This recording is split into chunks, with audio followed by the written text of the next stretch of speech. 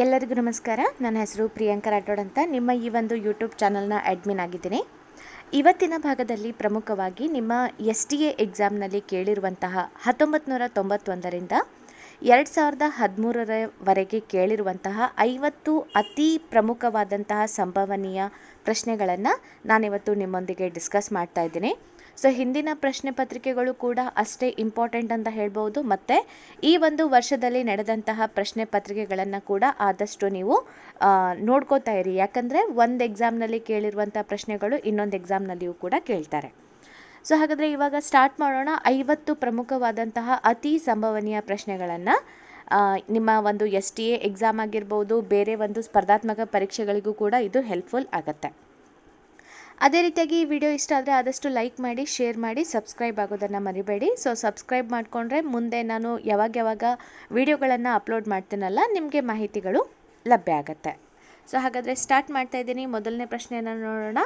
So ಭಾರತೀಯ ರಾಷ್ಟ್ರೀಯ INA ಸೈನ್ಯವನ್ನು ಸ್ಥಾಪನೆ ಮಾಡಿದವರು ಯಾರು ಅಂತ ಕೇಳಿದ್ದಾರೆ. ನಾನು ಡೈರೆಕ್ಟಾಗಿ ಆನ್ಸರನ್ನು ಹೇಳ್ತಾ ಹೋಗ್ತೀನಿ ಮತ್ತು ಸ್ವಲ್ಪ ವಿವರಣೆಗಳನ್ನು ಕೊಡ್ತಾ ಹೋಗ್ತೀನಿ. ಸೊ ಭಾರತದ ರಾಷ್ಟ್ರೀಯ ಸೈನ್ಯವನ್ನು ಸ್ಥಾಪನೆ ಮಾಡಿದವರು ನಿಮಗೆಲ್ಲರಿಗೂ ಗೊತ್ತಿರುವ ಹಾಗೆ ಸುಭಾಷ್ ಚಂದ್ರ ಬೋಸ್ ಅಂತ ಹೇಳ್ಬೋದು. ಸೊ ಇವರಿಗೆ ಸಂಬಂಧಪಟ್ಟಂತೆ ಕೆಲವೊಂದು ಮಾಹಿತಿಗಳನ್ನು ಹೇಳಬೇಕಂದ್ರೆ, ಸೊ ಆಜಾದ್ ಹಿಂದ್ ಫೌಜ್ ಜಪಾನ್ನ ನೆರವಿನಿಂದ ಕ್ಯಾಪ್ಟನ್ ಮೋಹನ್ ಸಿಂಗ್ ಬಕ್ನಾ ಹಾಗೂ ರಾಸ್ ಬಿಹಾರಿ ಬೋಸ್ ಅವರು ಇದ್ದಾರಲ್ಲ, 1942ರ ಸೆಪ್ಟೆಂಬರ್ 1ನೇ ತಾರೀಕು ಇದನ್ನು ಸ್ಥಾಪನೆ ಮಾಡ್ತಾರೆ. ಈ INA ಸೈನ್ಯ ಪಡೆಯಲ್ಲಿ ಮಹಿಳಾ ತಂಡವನ್ನು ಸ್ಥಾಪನೆ ಮಾಡಿರ್ತಾರೆ. ಆ ಮಹಿಳಾ ತಂಡಕ್ಕೆ ಇಟ್ಟಂಥ ಹೆಸರು ಝಾನ್ಸಿ ರಾಣಿ ಲಕ್ಷ್ಮೀಬಾಯಿ ಅಂತ. ಮತ್ತು ಅದಕ್ಕೆ ಕ್ಯಾಪ್ಟನ್ನನ್ನಾಗಿ ಲಕ್ಷ್ಮೀ ಸೆಹಗಲ್ ಅವರನ್ನು ಮಾಡಿರ್ತಾರೆ ಮತ್ತು ಮುಖ್ಯಸ್ಥರನ್ನಾಗಿಯೂ ಕೂಡ. ನೇತಾಜಿ ಅವರು ಏನು ಮಾಡ್ತಾರೆ, ಈ ಒಂದು INA ಸೈನ್ಯ ಪಡೆ ಇರುತ್ತಲ್ಲ ಅವ್ರದ್ದು, ಅದನ್ನು ಪ್ರಮುಖವಾಗಿ 3 ತುಕಡಿಗಳಲ್ಲಿ ಅದನ್ನು ಡಿವೈಡ್ ಮಾಡ್ತಾರೆ. ಆ 3 ತುಕಡಿಗಳು ಯಾವುದ್ಯಾವುದು ಅಂತ ನಿಮಗೆ ಕೇಳಿದರೆ ಕೇಳ್ಬೋದು. ಮೊದಲನೇದು ಗಾಂಧಿ ತುಕಡಿ, ಎರಡನೇದು ನೆಹರು ತುಕಡಿ, ಮೂರನೇದು ಇದೆಲ್ಲ ಆಜಾದ್ ತುಕಡಿ ಅಂತ 3 ತುಕಡಿಗಳಲ್ಲಿ ಅವುಗಳನ್ನು ಡಿವೈಡ್ ಮಾಡಿ ನಾಮಕರಣ ಮಾಡಿರ್ತಾರೆ. ಈ ಗಾಂಧಿ ತುಕಡಿ ಇರುತ್ತಲ್ಲ, ಅದಕ್ಕೆ ಕ್ಯಾಪ್ಟನನ್ನಾಗಿ ಶಾನ್ವಾಜ್ ಖಾನ್ ಅವರನ್ನು ದಂಡನಾಯಕನನ್ನಾಗಿ ಮಾಡ್ತಾರೆ. ನೆಹರು ತುಕಡಿಗೆ ಕ್ಯಾಪ್ಟನ್ PK ಸೆಹಗಲ್ ಅವರನ್ನು ದಂಡನಾಯಕನನ್ನಾಗಿ ಮಾಡ್ತಾರೆ. ಆಜಾದ್ ತುಕಡಿಗೆ ಕ್ಯಾಪ್ಟನ್ GS ಧಿಲ್ಲೋನ್ ಅವರನ್ನು ದಂಡನಾಯಕನನ್ನಾಗಿ ಅವರು ಏನು ಮಾಡ್ತಾರೆ, ನೇಮಕ ಮಾಡ್ತಾರೆ. ಸೊ ಇದು ನಮ್ಮ ಒಂದು INA ಕುರಿತಾದಂಥ ಒಂದು ಸಂಕ್ಷಿಪ್ತ ಮಾಹಿತಿ. ಸೊ ಮುಂದಿನ ಪ್ರಶ್ನೆಯನ್ನು ನೋಡೋಣ. ಭಾರತದ ವಿದೇಶ ನೀತಿಯ ಮುಖ್ಯ ಶಿಲ್ಪಿ ಯಾರು ಅಂತ ಕೇಳ್ತಾ ಇದ್ದಾರೆ. ಸೊ ಇದಕ್ಕೆ ಸರಿಯಾದ ಉತ್ತರ ಜವಾಹರ್ಲಾಲ್ ನೆಹರು ಅಂತ ಹೇಳ್ಬೋದು. ಸೊ ನಿಮ್ಗೆಲ್ಲರಿಗೂ ಗೊತ್ತು, ಇವರು ನಮ್ಮ ದೇಶದ ಪ್ರಥಮ ಪ್ರಧಾನಿ ಅಂತಲೂ ಕೂಡ ಗೊತ್ತು. ಇವರಿದಾರಲ್ಲ, ಭಾರತದ ವಿದೇಶಿ ನೀತಿಯ ಮುಖ್ಯ ಶಿಲ್ಪಿ ಅಂತ ಹೇಳ್ಬೋದು. 1954 ಏಪ್ರಿಲ್ 29ನೇ ತಾರೀಕಿನಂದು ಚೀನಾದ ಅಧ್ಯಕ್ಷರಾದ ಆ ಒಂದು ಟೈಮ್ನಲ್ಲಿ ಅಧ್ಯಕ್ಷರಾಗಿದ್ರಲ್ಲ ಜೌ ಎನ್ ಲಾಯ್ ಅವರೊಡನೆ ಇವರು ಯಾವ ಒಂದು ತತ್ವಗಳಿಗೆ ಅಂದರೆ ಪಂಚಶೀಲ ತತ್ವಗಳಿಗೆ ಸಹಿಯನ್ನು ಹಾಕಿದ್ರು. ಪಂಚಶೀಲ ತತ್ವಗಳ ಮೇಲೆ ನಿಮಗೆ ಬಹಳ ಸಲ ಪ್ರಶ್ನೆಗಳು ಕೂಡ ಕೇಳಿದ್ದಾರೆ. ಸೊ ಪಂಡಿತ್ ನೆಹರೂರವರು ಇದ್ದಾರಲ್ಲ, 1946ರ ಹಂಗಾಮಿ ಸರ್ಕಾರದ ಕಾರ್ಯಕಾರಿ ಮಂಡಳಿಯ ಉಪಾಧ್ಯಕ್ಷರಾಗಿ ಕೂಡ ಅವರನ್ನು ನೇಮಕ ಮಾಡಲಾಗಿರುತ್ತೆ. ಇದಷ್ಟೇ ಅಲ್ಲ, ಜವಾಹರ್ಲಾಲ್ ನೆಹರೂರವರ ಕುರಿತಾಗಿ ಬಹಳಷ್ಟು ಮಾಹಿತಿಗಳು ಇದೆ. ಸೊ ಫಾರ್ ಎಕ್ಸಾಂಪಲ್, ಲಾಹೋರ್ ರಾಷ್ಟ್ರೀಯ ಅಧಿವೇಶನ ಅಧ್ಯಕ್ಷತೆ ವಹಿಸಿಕೊಂಡು ಪೂರ್ಣ ಸ್ವಾತಂತ್ರ್ಯ ಘೋಷಣೆ ಹೊರಡಿಸಿದ್ದಲ್ಲದೆ ತಾವೊಬ್ಬ ಸಮಾಜವಾದಿ ಅನ್ನೋದನ್ನು ಕೂಡ ಇವರು ಘೋಷಣೆ ಮಾಡ್ತಾರೆ ಅಂತ ಹೇಳ್ಬೋದು. ಸೊ ಇವರ ಒಂದು ನ್ಯೂಸ್ ಪತ್ರಿಕೆ ಅಥವಾ ನ್ಯೂಸ್ ಪೇಪರ್ ಅಂತ ಹೇಳಬೇಕಂದ್ರೆ ನ್ಯಾಷನಲ್ ಹೆರಾಲ್ಡ್ ಇವರಿಗೆ ಸಂಬಂಧಪಟ್ಟಿದೆ. ಮತ್ತು ಈ discovery of India, where are we, the unit of India, so ಈ ರೀತಿಯಾದಂತಹ ಪ್ರಮುಖ ಕೃತಿಗಳನ್ನು ಕೂಡ ಇವರು ಬರೆದಿದ್ದಾರೆ ಅಂತ ಹೇಳ್ಬೋದು. ಸೊ ಮುಂದಿನ ಒಂದು ಪ್ರಶ್ನೆಯನ್ನು ನೋಡೋಣ. ಭಾರತ ದೇಶಕ್ಕೆ ಮೊದಲ ಹೊಸ ಸಮುದ್ರ ಮಾರ್ಗವನ್ನು ಕಂಡುಹಿಡಿದವರು ಯಾರು? ಸೊ ಇದು ನಿಮ್ಗೆಲ್ಲರಿಗೂ ಗೊತ್ತಿರುವ ಹಾಗೆ ಪೋರ್ಚುಗೀಸರು ಅಂತ ಹೇಳ್ಬೋದು.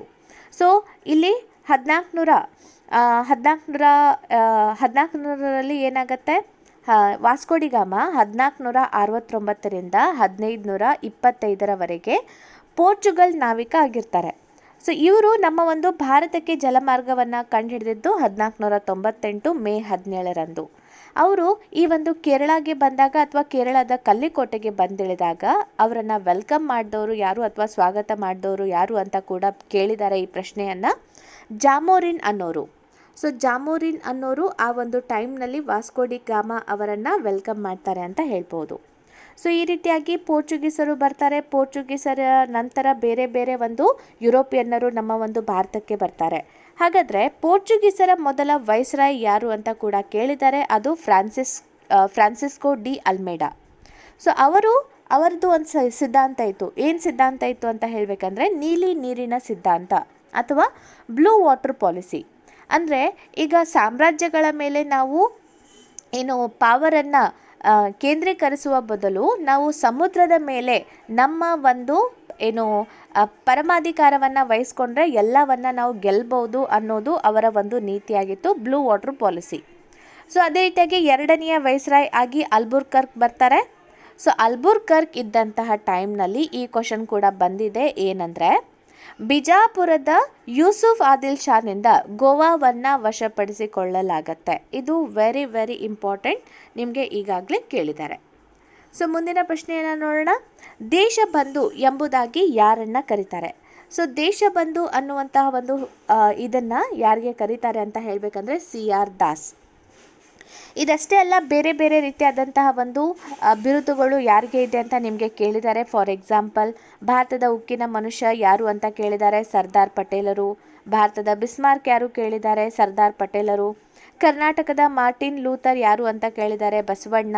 ಮತ್ತು ಕರ್ನಾಟಕದ ಕುಲಪುರೋಹಿತ ಆಲೂರು ವೆಂಕಟರಾಯರು. ಕರ್ನಾಟಕದ ಗಾಂಧಿ ಯಾರು ಅಂತ ಕೇಳಿದ್ದಾರೆ, ಹರ್ಡೇಕರ್ ಮಂಜಪ್ಪ.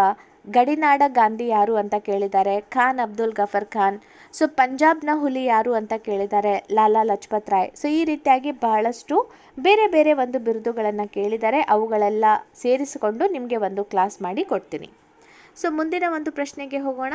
ಸಿಖ್ ಮತವನ್ನು ಸ್ಥಾಪನೆ ಮಾಡಿದವರು ಯಾರು? ಸೊ ಇಲ್ಲಿ ಸರಿಯಾದಂಥ ಉತ್ತರ ಗುರುನಾನಕ್. ಸೊ ನಿಮಗೆಲ್ಲರಿಗೂ ಗೊತ್ತಿರುವ ಹಾಗೆ ಪ್ರಮುಖವಾಗಿ ಗುರುನಾನಕರು ಪಶ್ಚಿಮ ಪಂಜಾಬಿನ ಪಾಕಿಸ್ತಾನದ ನಾನ್ಕಾನ್ ಅಥವಾ ತಳವಂಡಿಯಲ್ಲಿ ಅವರು ಜನನ ಆಗತ್ತೆ ಅಂತ ಹೇಳ್ಬೋದು. ಸಿಖರಿಗೆ ಸಂಬಂಧಪಟ್ಟಂತೆ 10 ಪ್ರಮುಖವಾದ ಗುರುಗಳು ಇರ್ತಾರೆ. ಈ ಸಿಖ್ ಧರ್ಮ ಸ್ಥಾಪನೆ ಆಗಿದ್ದು ಗುರುನಾನಕರ ಒಂದು ಸಮ್ಮುಖದಲ್ಲಿ ಅಂತ ಹೇಳ್ಬೋದು. ಇದಷ್ಟೇ ಅಲ್ಲ, ಇನ್ನೊಬ್ಬರು ಬರ್ತಾರೆ ಗುರು ರಾಮದಾಸ್ ಅಂತ.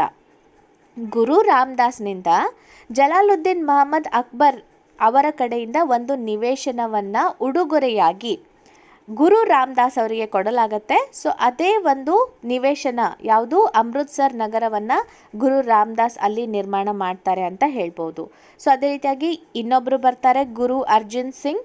ಸೊ ಇವರು ಇದಾರಲ್ಲ, ಗೋಲ್ಡನ್ ಟೆಂಪಲ್ ನಮ್ಮ ಅಮೃತ್ಸರನಲ್ಲಿ ಇರುವಂತಹ ಸ್ವರ್ಣ ಮಂದಿರ ಅಥವಾ ಗೋಲ್ಡನ್ ಟೆಂಪಲನ್ನು ಸೊ ಅವರು ಅಲ್ಲಿ ನಿರ್ಮಾಣ ಮಾಡ್ತಾರೆ ಅಂತ ಹೇಳ್ಬೋದು. ಇದಷ್ಟೇ ಅಲ್ಲ, ಜಹಾಂಗೀರ್ ಅಥವಾ ಸಲೀಂ ಅಥವಾ ಶೇಖು ಬಾಬ್ನಿಂದ ಕೊಲೆಗೀಡಾದ ಮೊದಲ ಸಿಖ್ ಗುರು ಕೂಡ ಗುರು ಅರ್ಜುನ್ ಸಿಂಗ್ ಆಗ್ತಾರೆ. ಓಕೆ, ಸೊ 10 ಪ್ರಮುಖವಾದ ಗುರುಗಳು ಇರ್ತಾರೆ ಯಾರಿಗೆ ಸಂಬಂಧಪಟ್ಟಂತೆ, ಈ ಸಿಖ್ ಧರ್ಮಕ್ಕೆ ಸಂಬಂಧಪಟ್ಟಂತೆ. ಓಕೆ, ಹಾಗಾದರೆ ಮುಂದಿನ ಒಂದು ಪ್ರಶ್ನೆಯನ್ನು ನೋಡೋಣ. ಗೀತಾಂಜಲಿ ಎಂಬ ಕೃತಿಯನ್ನು ರಚನೆ ಮಾಡಿದವರು ಯಾರು? ಸೊ ಇಲ್ಲಿ ಸರಿಯಾದಂಥ ಉತ್ತರ ನಿಮಗೆಲ್ಲರಿಗೂ ಗೊತ್ತಿರುವ ಹಾಗೆ ರವೀಂದ್ರನಾಥ್ ಟ್ಯಾಗೋರ್. ಸೊ ರವೀಂದ್ರನಾಥ್ ಟ್ಯಾಗೋರ್ ಅವರಿಗೆ ಇದೆಲ್ಲ 1915ರಲ್ಲಿ ಗುರುದೇವ್ ಅಂತ ತುಂಬಾ ಇವರು ಖ್ಯಾತಿ ಪಡೆದಂತಹ ವ್ಯಕ್ತಿ ಅಂತ ಹೇಳ್ಬೋದು. ಇವರಿಗೆ ನೈಟ್ಹುಡ್ ಪದವಿಯನ್ನು ನೀಡಲಾಗಿದೆ 1915ನಲ್ಲಿ. ಇದಷ್ಟೇ ಅಲ್ಲ, ಸೊ ಜನರಲ್ ಡಯರ್ ಪಂಜಾಬ್ನ ಅಮೃತ್ಸರ್ನ ಜಲಿಯನ್ ವಾಲಾಬಾಗ್ ಉದ್ಯಾನವನದಲ್ಲಿ ಈ ಒಂದು ಹತ್ಯಾಕಾಂಡ ಆಗುತ್ತಲ್ಲ, ಜಲಿಯನ್ ವಾಲಾಬಾಗ್ ಹತ್ಯಾಕಾಂಡ. ಸೊ ಅಂತಹ ಸಂದರ್ಭದಲ್ಲಿ ಈ ಒಂದು ಪದವಿ ಅವರಿಗೆ ಬರುತ್ತೆ. ಸೊ ಆಗ ಈ ರವೀಂದ್ರನಾಥ್ ಟ್ಯಾಗೋರ್ ಅವರು ನೈಟ್ಹುಡ್ ಬಿರುದನ್ನು ಅವರು ಏನು ಮಾಡ್ತಾರೆ, ಹಿಂದಿರುಗಿಸ್ತಾರೆ ಅಂತ ನಾವು ಹೇಳ್ಬೋದು. ಸೊ ಇದಷ್ಟೇ ಅಲ್ಲ, ರವೀಂದ್ರನಾಥ್ ಟ್ಯಾಗೋರ್ ಅವರು ಬಾಂಗ್ಲಾದೇಶಕ್ಕೂ ಕೂಡ ರಾಷ್ಟ್ರಗೀತೆಯನ್ನು ಬರೆದುಕೊಟ್ಟಿದ್ದಾರೆ, ಅಮರ್ ಸೋನಾರ್ ಬಾಂಗ್ಲಾ ಅನ್ನುವಂಥದ್ದು. ಸೊ ಅದನ್ನು 1971ನಲ್ಲಿ ಬಾಂಗ್ಲಾದೇಶ ತಮ್ಮ ಒಂದು ರಾಷ್ಟ್ರಗೀತೆಯನ್ನಾಗಿ ಅವರು ಅಳವಡಿಸಿಕೊಂಡ್ರು ಅಂತ ಹೇಳ್ಬೋದು. ಇದಷ್ಟೇ ಅಲ್ಲ, ನಮ್ಮ ರಾಷ್ಟ್ರಗೀತೆಯನ್ನು ನಾವು ಹಾಡಲಿಕ್ಕೆ ತೆಗೆದುಕೊಳ್ಳುವಂತಹ ಒಂದು ಅವಧಿ ಅಂದರೆ 52 ಸೆಕೆಂಡ್ಗಳು. ಇದನ್ನು ಕೂಡ ಕೇಳಿದ್ದಾರೆ. ಸೊ ಮತ್ತು ಇವರಿಗೆ ವಿಶ್ವಭಾರತಿ ಈ ಒಂದು ಆಶ್ರಮದ ಕುರಿತಾಗಿ ಕೂಡ ನೀವು ಕೇಳ್ಬೋದು. ಇನ್ನೊಂದು ಪ್ರಮುಖವಾದ ಪ್ರಶ್ನೆ ಏನಂದರೆ, ಮಹಾತ್ಮ ಗಾಂಧೀಜಿಯವರಿಗೆ ಮಹಾತ್ಮ ಅನ್ನುವಂಥ ಬಿರುದನ್ನು ಯಾರು ಕೊಟ್ಟಿದ್ರು ಅಂತ ಕೂಡ ಕೇಳಿದ್ದಾರೆ. ಅದನ್ನು ಕೂಡ ರವೀಂದ್ರನಾಥ್ ಟ್ಯಾಗೋರ್ ಅವರೇ ಕೊಡ್ತಾರೆ ಅಂತ ಹೇಳ್ಬೋದು. ಓಕೆ, ಮುಂದಿನ ಪ್ರಶ್ನೆಯನ್ನು ನೋಡೋಣ. ಭಾರತಕ್ಕೆ ಸ್ವತಂತ್ರ ಬಂದಾಗ ಇದ್ದಂತಹ ಇಂಗ್ಲೆಂಡಿನ ಪ್ರಧಾನಮಂತ್ರಿ ಯಾರು ಅಂತ ಕೇಳಿದ್ದಾರೆ. ಸೊ ಸರಿಯಾದ ಉತ್ತರ ಕ್ಲೈಮೆಂಟ್ ಅಟ್ಲಿ. ಸೊ 1947 ಆಗಸ್ಟ್ 15, ಸೊ ಆ ಒಂದು ಟೈಮ್ನಲ್ಲಿ ಸ್ವತಂತ್ರ ಬಂದಾಗ ಇಂಗ್ಲೆಂಡಿನ ಪ್ರಧಾನಿ ಕ್ಲೈಮೆಂಟ್ ಅಟ್ಲಿ ಆಗಿದ್ದರು. ಸೊ ಇಲ್ಲಿ ಸರಿಯಾದಂಥ ಉತ್ತರ ಅಂತ ಹೇಳಬೇಕಂದ್ರೆ ಅಟ್ಲಿ, ಆಪ್ಷನ್ ಡಿ ಆಗಿದೆ. ಇದಷ್ಟೇ ಅಲ್ಲ, ಸ್ವತಂತ್ರ ಬಂದಾಗ ಗಾಂಧೀಜಿಯವರು ಎಲ್ಲಿದ್ದರು ಅಂತ ಕೂಡ ಬಹಳ ಸಲ ಪ್ರಶ್ನೆ ಬಂದಿದೆ. ಸೊ ಆ ಒಂದು ಟೈಮ್ನಲ್ಲಿ ಗಾಂಧೀಜಿಯವರು ಇದ್ದಾರಲ್ಲ, ಪಶ್ಚಿಮ ಬಂಗಾಳದ ಈ ಒಂದು ನೌಕಾಲಿಯಲ್ಲಿ ಇದ್ದರು ಅಂತ ಹೇಳ್ಬೋದು. ಓಕೆ, ಮುಂದಿನ ಪ್ರಶ್ನೆ. ತನ್ನ ಕೊನೆಯ ವರ್ಷದಲ್ಲಿ ತನ್ನ ಮಗನಿಂದ ಬಂಧನದಲ್ಲಿ ಇರಿಸಲ್ಪಟ್ಟ ಮೊಘಲ್ ಚಕ್ರವರ್ತಿ ಯಾರು ಅಂತ ಕೇಳಿದ್ದಾರೆ. ಸೊ ಇಲ್ಲಿ ಸರಿಯಾದಂಥ ಉತ್ತರ ನಿಮಗೆಲ್ಲರಿಗೂ ಗೊತ್ತಿರುವ ಹಾಗೆ ಯಾರು ಅಂದರೆ ಶಹಜಹಾನ್. ಸೊ ಶಹಜಹಾನ್ ತನ್ನ ಮಗನಾದಂತಹ ಔರಂಗಜೇಬನಿಂದ ಆತ ಈ ಒಂದು ಬಂಧನದಲ್ಲಿ ಇರಿಸಲ್ಪಡ್ತಾನೆ. ಸೊ ಶಹಜಹಾನ್, ಈತನ ಮೊದಲ ಹೆಸರು ಖುರ್ರಮ್ ಆಗಿರುತ್ತೆ ಅಂತ ಹೇಳ್ಬೋದು. ಈತನ ಮಗ ಆದಂಥ ಔರಂಗಜೇಬ, ಈತನಿಗೆ ಇದ್ದಂಥ ಬಿರುದು ಜಿಂದಾಫಿರ್ ಅಥವಾ ಸಜೀವ ಸಂತ. ಸೊ ಶಹಜಹಾನ್ನೊಂದಿಗೆ ಉಳಿದ ಸಹೋದರರನ್ನು ಕೂಡ ಆತ ಸೆರೆಮನೆಯಲ್ಲಿ ಇಡ್ತಾನೆ ಅಂತ ಹೇಳ್ಬೋದು. ಸೊ ಇವರಿಗೆ ಶಹಜಹಾನ್ಗೆ ಸಂಬಂಧಪಟ್ಟಂತೆ ಮಯೂರ ಸಿಂಹಾಸನ ಬರುತ್ತೆ, ಹೌದಾ? ಸೊ ಈ ಮಯೂರ ಸಿಂಹಾಸನ ಇದೆಯಲ್ಲ, 1,00,000 ತೊಲ ಬಂಗಾರವನ್ನು, ಮುತ್ತು ರತ್ನ ವಜ್ರಗಳನ್ನೆಲ್ಲ ಬಳಸ್ಕೊಂಡು ಮಾಡಿದಂತಹ ಒಂದು ಸಿಂಹಾಸನ. ಸೊ ಇದು ಇದೆಯಲ್ಲ 9 ಅಡಿ ಉದ್ದ, 7 ಅಡಿ ಅಗಲ ಮತ್ತು 12 ಕಂಬಗಳನ್ನು ಹೊಂದಿರುವಂತಹ ಸಿಂಹಾಸನ ಆಗಿತ್ತು. ಸೊ ಪ್ರತಿ 2 ಕಂಬಗಳಿಗೆ 2 ನವಿಲುಗಳು ಇತ್ತು ಅಂತ ಹೇಳ್ಬೋದು. ಈ ಸಿಂಹಾಸನದಲ್ಲಿ ಇದ್ದಂತಹ ಅತಿ ಫೇಮಸ್ ಆದಂತಹ ವಜ್ರ ಕೊಹಿನೂರ್ ವಜ್ರ. ಇದನ್ನು ಈ ಒಂದು ಮೊಘಲ್ ಸಾಮ್ರಾಜ್ಯದ ಅವಧಿಯಲ್ಲಿ ಯಾರು ಮಹಮ್ಮದ್ ಶಾ ಆಳ್ವಿಕೆ ಇತ್ತಲ್ಲ, ಆವಾಗ 1739ರಲ್ಲಿ ಪರ್ಷಿಯಾದ ನಾದಿರ್ ಶಾ ದೆಹಲಿ ಮೇಲೆ ದಾಳಿಯನ್ನು ಮಾಡಿ ಮಯೂರ್ ಸಿಂಹಾಸನದ ಮೇಲೆ ಇರುವಂತಹ 756 ಕ್ಯಾರೆಟ್ ಕೊಹಿನೂರ್ ವಜ್ರವನ್ನು ಆತ ತನ್ನ ಜೊತೆಗೆ ತೆಗೆದುಕೊಂಡು ಹೋಗ್ತಾನೆ ಅಂತ ಹೇಳ್ಬೋದು. ಸೊ ಇಲ್ಲಿ ಸರಿಯಾದ ಉತ್ತರ ಶಹಜಹಾನ್. ಮುಂದಿನ ಪ್ರಶ್ನೆ, 1917ರ ರಷ್ಯಾ ಕ್ರಾಂತಿಯ ನೇತಾರ ಯಾರು ಅಂತ ಕೇಳಿದ್ದಾರೆ. ಸೊ ಇಲ್ಲಿ ಸರಿಯಾದ ಉತ್ತರ ಲೆನಿನ್. ಸೊ ರಷ್ಯಾದ 2ನೇ ನಿಕೋಲಸ್ ಏನಾಗುತ್ತೆ, ಅವರು ಈ ಒಂದು ಡ್ಯೂಮ್ ಪ್ರತಿನಿಧಿ ಸಭೆಯನ್ನು ಕರೆತಾರೆ. ಸೊ ಡ್ಯೂಮ್ದ ಪ್ರಥಮ ಅಧ್ಯಕ್ಷತೆಯನ್ನು ಐವನ್ ರಿಪ್ಕಿನ್ ಅವರು ವಹಿಸ್ಕೋತಾರೆ. ಆದರೆ ಇದರಿಂದ ಏನೂ ಒಂದು ಪ್ರಯೋಜನ ಆಗಲ್ಲ. ಸೊ ಅಂತಹ ಸಂದರ್ಭದಲ್ಲಿ ಬೇರೆ ಬೇರೆ ಒಂದು ಇನ್ಸಿಡೆಂಟ್ಗಳು ನಡೆಯುತ್ತೆ. ಇಲ್ಲಿ ಪ್ರಮುಖವಾಗಿ ರಷ್ಯಾದ ಕ್ರಾಂತಿಗೆ ಸಂಬಂಧಪಟ್ಟಂತೆ ಲೆನಿನ್ ಅವರು ಬರ್ತಾರೆ ಅಂತ ಹೇಳ್ಬೋದಾಗಿದೆ. ಸೊ ಅದಷ್ಟೇ ಅಲ್ಲ, ರಷ್ಯಾ ಕ್ರಾಂತಿಯ ಬೈಬಲ್ ಅಂತ ಡಾಸ್ ಕ್ಯಾಪಿಟಲ್, ಇದನ್ನು ವೈಜ್ಞಾನಿಕ ಸಮಾಜದ ಪಿತಾಮಹ ಆದಂತಹ ಕಾರ್ಲ್ ಮಾರ್ಕ್ಸ್ ರವರು ಬರೆದಿದ್ದಾರೆ. ಸೊ ಕಾರ್ಲ್ ಮಾರ್ಕ್ಸ್ ರವರ ಇನ್ನೊಂದು ಪ್ರಮುಖವಾದ ಕೃತಿ ಅಂತ ಹೇಳಬೇಕಂದ್ರೆ ಕಮ್ಯುನಿಸ್ಟ್ ಮ್ಯಾನಿಫೆಸ್ಟೋ. ಓಕೆ, ಮುಂದಿನ ಪ್ರಶ್ನೆ, ಕೆಲಸದ ಅಳತೆಯ ಮಾನ ಯಾವುದು ಅಂತ ಕೇಳಿದ್ದಾರೆ. ಸೊ ಇಲ್ಲಿ ಸರಿಯಾದಂಥ ಉತ್ತರ ಅಂತ ಹೇಳಬೇಕಂದ್ರೆ ನ್ಯೂಟನ್.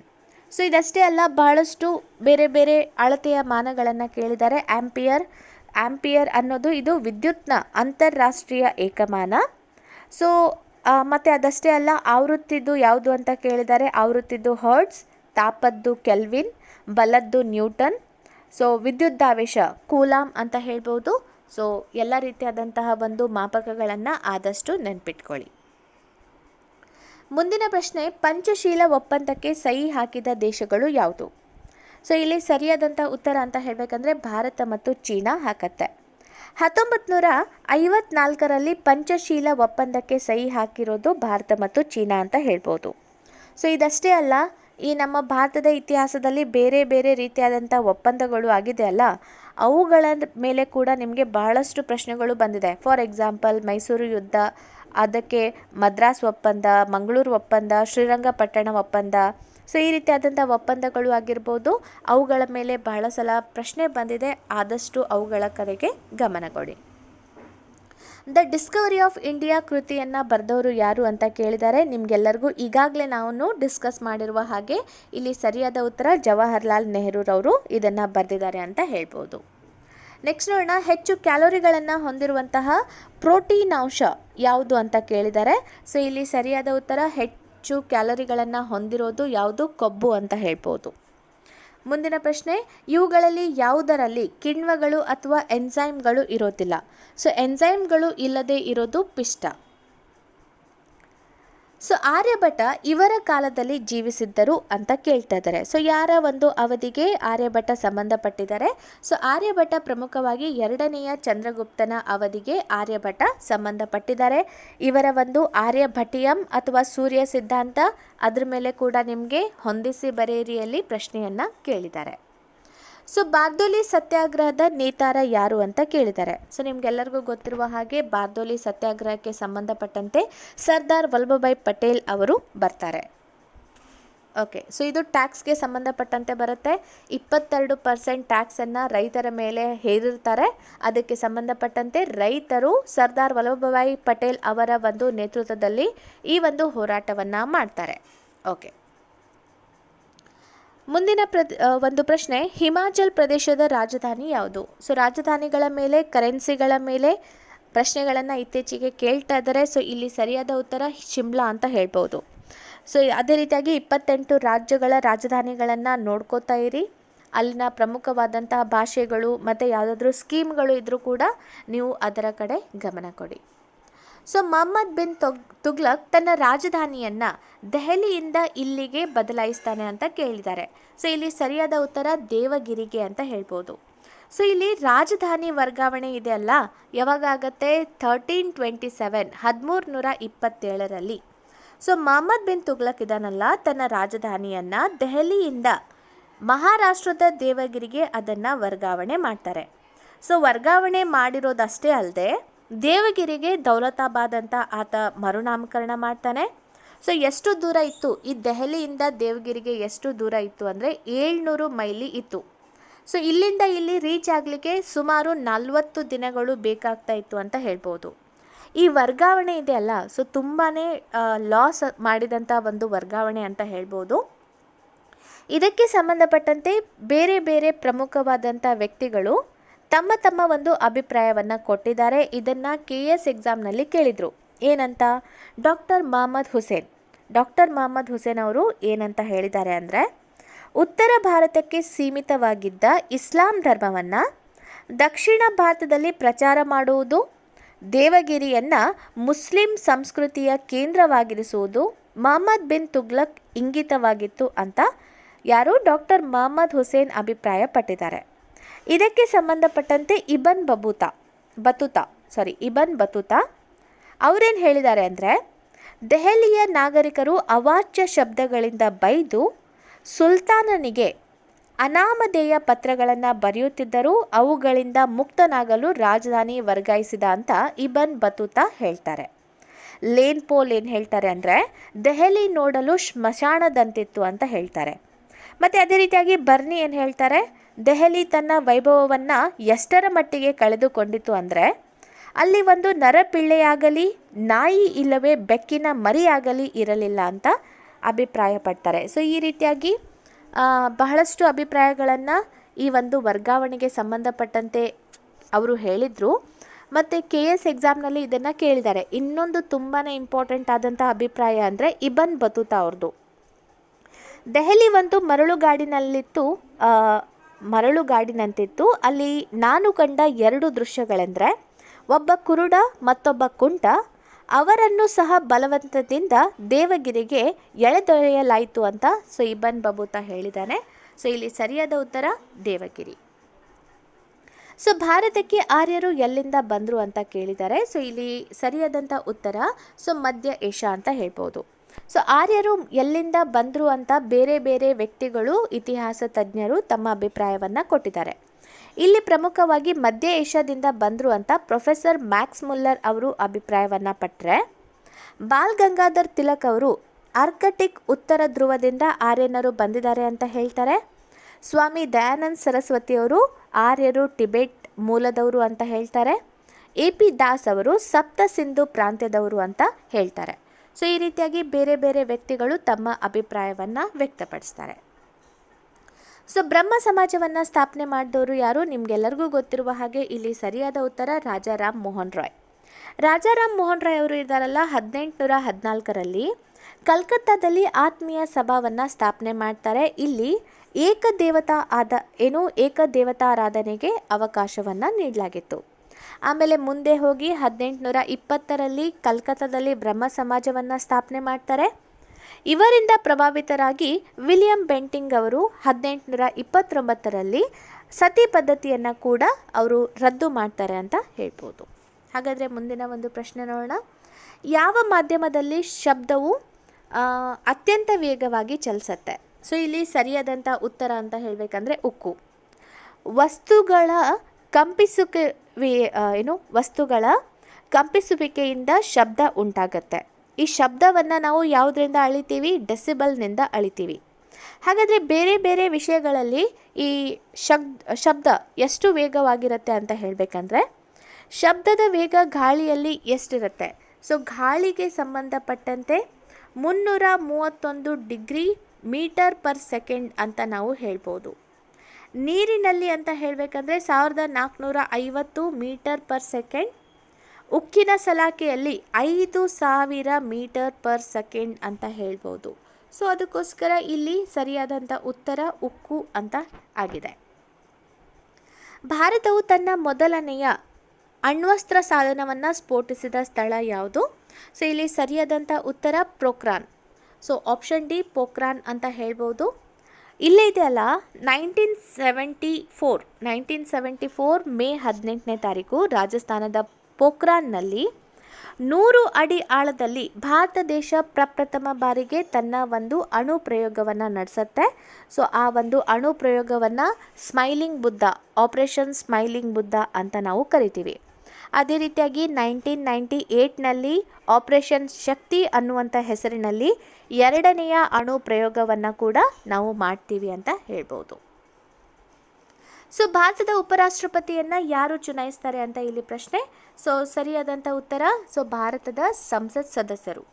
ಸೊ ಆರ್ಟಿಕಲ್ 66 ಪ್ರಕಾರ ಉಪರಾಷ್ಟ್ರಪತಿಯವರು ಸಂಸತ್ತಿನ ಉಭಯ ಸದಸ್ಯರನ್ನು ಒಳಗೊಂಡಂತಹ ಎಲೆಕ್ಟರಲ್ ಕಾಲೇಜ್ನಿಂದ ಏಕ ವರ್ಗಾವಣೆಯ ಮತದ ಆಧಾರದ ಮೇಲೆ ಅಂದರೆ ಸಿಂಗಲ್ ಟ್ರಾನ್ಸ್ಫರೇಬಲ್ ವೋಟ್ನ ಮೂಲಕ ಸೀಕ್ರೆಟ್ ಆಗಿ ರಹಸ್ಯ ಮತದಾನದ ಮೂಲಕ ಅವರನ್ನು ನೇಮಕ ಮಾಡಲಾಗತ್ತೆ ಅಂತ ಹೇಳಲಾಗತ್ತೆ. ಸೊ ಪ್ರಮುಖವಾಗಿ 63ರಿಂದ 71ನೆಯ ವಿಧಿ ಯಾರಿಗೆ? ಉಪರಾಷ್ಟ್ರಪತಿಯವರಿಗೆ ಸಂಬಂಧ ಬರುತ್ತೆ. ಭಾರತದಲ್ಲಿ ಲೋಕಸಭೆಗೆ ಮೊದಲ ಮಹಾ ಚುನಾವಣೆಗಳು ಯಾವ ವರ್ಷದಲ್ಲಿ ನಡೆಯಿತು ಅಂತ ಕೇಳ್ತಾರೆ. ಸೊ ಹಾಗಾದರೆ ಇಲ್ಲಿ ಸರಿಯಾದ ಉತ್ತರ ನಿಮಗೆಲ್ಲರಿಗೂ ಗೊತ್ತಿರುವ ಹಾಗೆ 1952ನಲ್ಲಿ ನಡೆಸಲಾಗತ್ತೆ ಲೋಕಸಭೆಗೆ ಮೊದಲ ಒಂದು ಚುನಾವಣೆಯನ್ನು. ವಿವೇಕಾನಂದ್ ರಾಕ್ ಮೆಮೋರಿಯಲ್ ಎಲ್ಲಿದೆ ಅಂತ ಕೇಳ್ತಾ ಇದ್ದಾರೆ. ಇಲ್ಲಿ ಸರಿಯಾದ ಉತ್ತರ ಕನ್ಯಾಕುಮಾರಿ. ಸೊ ಈ ಒಂದು ಸ್ಮಾರಕ ಇದೆಯಲ್ಲ ಭಾರತದ ಕನ್ಯಾಕುಮಾರಿಯ ವಾವತುರೈನಲ್ಲಿರುವ ಒಂದು ಸ್ಮಾರಕ ಆಗಿದೆ. 1970ನಲ್ಲಿ ಸ್ವಾಮಿ ವಿವೇಕಾನಂದ ಅವರ ಒಂದು ಗೌರವಾರ್ಥವಾಗಿ ಇದನ್ನು ಏನು ಮಾಡಿದರು? ಸ್ಥಾಪನೆ ಮಾಡಿದರು. ಸೊ ಫಾಹಿಯಾನನು ಭಾರತಕ್ಕೆ ಯಾರ ಕಾಲಕ್ಕೆ ಭೇಟಿ ಕೊಟ್ಟ ಅಂತ ಇಲ್ಲಿ ಪ್ರಶ್ನೆ. ಸೊ ಈತ ಇದನ್ನೆಲ್ಲ ಭೇಟಿ ಕೊಟ್ಟಿದ್ದು ಗುಪ್ತರ ಕಾಲದಲ್ಲಿ, ಅದರಲ್ಲಿಯೂ ಕೂಡ ಈ ಒಂದು 2ನೆಯ ಚಂದ್ರಗುಪ್ತನ ಕಾಲದಲ್ಲಿ ಅಥವಾ ವಿಕ್ರಮಾದಿತ್ಯ ಅಂತ ಫೇಮಸ್ ಆಗಿರುವಂತಹ 2ನೇ ಚಂದ್ರಗುಪ್ತನ ಆಸ್ಥಾನಕ್ಕೆ ಚೀನಿ ಯಾತ್ರಿಕ ಫಾಹಿಯಾನ್ ಇದನ್ನಲ್ಲ ಆತ ಭೇಟಿ ಕೊಡ್ತಾನೆ. ಸೊ ಗುಪ್ತರು ಸರಿಯಾದ ಉತ್ತರ.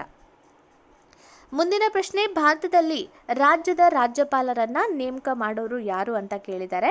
ಸೊ ಇಲ್ಲಿ ಸರಿಯಾದಂಥ ಉತ್ತರ ನಿಮಗೆಲ್ಲರಿಗೂ ಗೊತ್ತಿರುವ ಹಾಗೆ ಭಾರತದ ರಾಷ್ಟ್ರಪತಿಗಳು ಅಂತ ಹೇಳ್ಬೋದು.